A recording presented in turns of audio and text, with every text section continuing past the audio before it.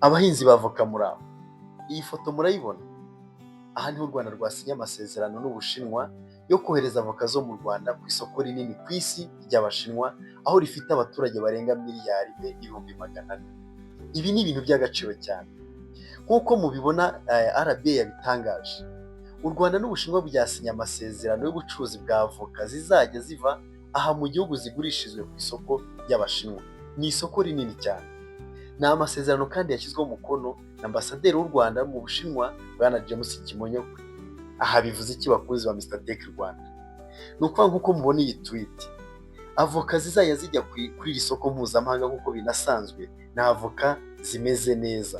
Niyo mpamvu dufite umukoro wo guhinga avoka nyinshi kandi zimeze neza. Aha ngaha nashaka kugacaho umurongo.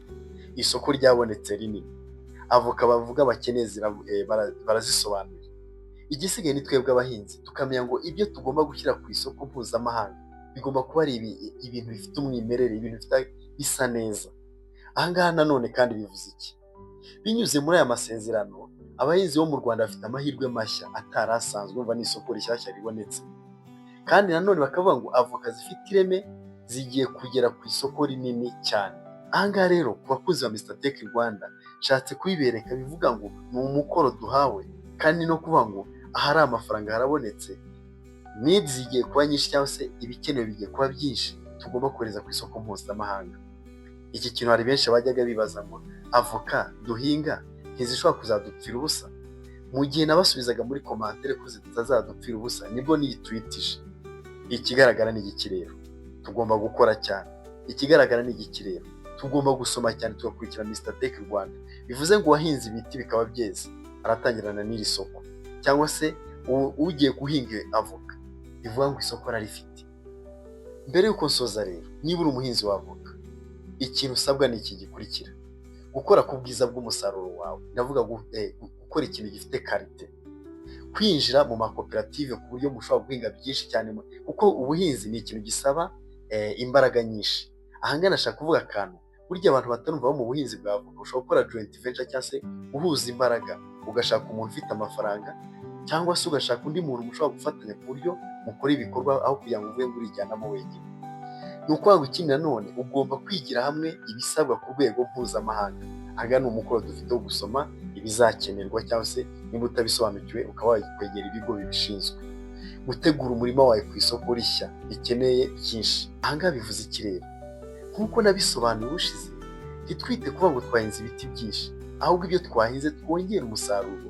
Nunahinga byinshi wongera umusaruro cyangwa se bitanga umusaruro mwinshi, ni ukuvuga ngo uzabona avoka nyinshi cyane. Niba uri mushya kuri Mr Tech Rwanda, utungukiye ku nkuru nziza cyane kandi tuguhaye ikaze.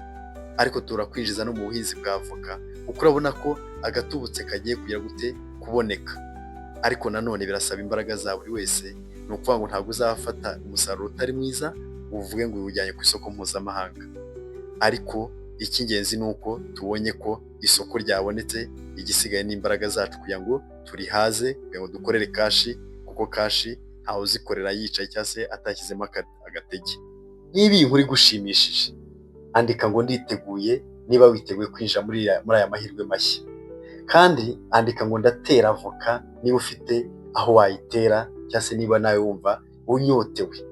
Ndashaka gusoza rero mbasaba gukora subscribe, like na share, nkajya mbagezaho inkuru nk'izi z'abahinzi, inkuru zishimishije, kuko kandi nkomeje kubagezaho ibiganiro bitandukanye, kandi nzakomeza no kubagezaho ku buryo tuzagera ahantu tuvuga ngo uwatangiranye na Mr Tech Rwanda, ukurikira Mr Tech Rwanda amaze kumenya byinshi, amaze kumenya iby'agaciro.